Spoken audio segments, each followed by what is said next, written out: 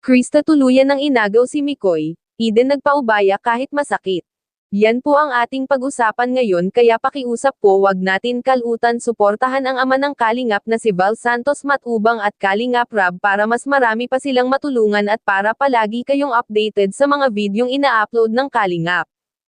At kung bago ka pa lang sa channel na ito mga Kalingap patapusin muna ang videong ito at nang malaman ang nilalaman nito bago kayo magkomento.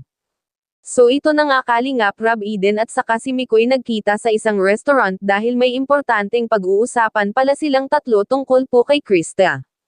Mga ka-viewers humingi po ng tawag itong Mikoy kay Eden dahil sa ginawa niya. At nasabi nga ni Mikoy na nagigilty siya para kay Eden kasi alam naman po niya kung gaano po kabait si Eden.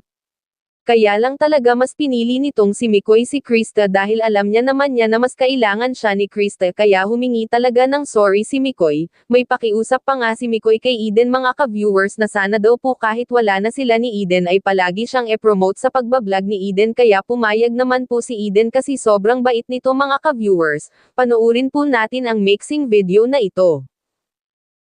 Hi, Eden. Hello po Kuya Mikoy. Kumusta ka na? Okay naman po. Kayo po, kamusta po kayo? Okay naman. Napanood mo yung last? Opo.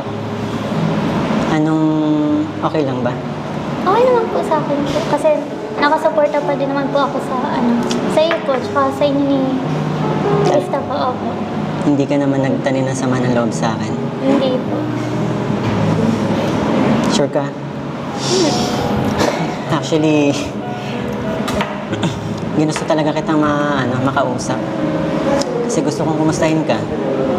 Alam mo naman, yun yung last na nangyari, di ba? Parang, andun yung guilt sa akin. Kasi dapat ako yung susuporta sa'yo, di ba? Naiintindihan ko naman po. Talaga.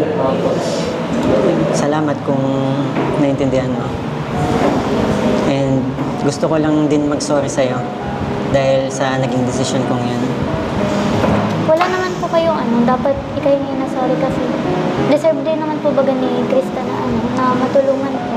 And Mga ka-viewers kitang-kita naman po natin kung gaano kalungkot si Eden sa ginawa sa kanya ni Mikoy pero no choice po talaga kailangan niya magpaubaya at okay lang yan kahit walang ka-love team ang mahalaga nandyan si Kuya Rab na tutulong sa kanya. Kaya mga ka-viewers wag po tayong magagalit kay Krista kasi deserve din po ni Krista kung anong meron siya ngayon. So hanggang dito lang po muna ang ating reaction video sana po nag-enjoy kayo at maraming salamat po sa patuloy ninyong pagsuporta sa amin.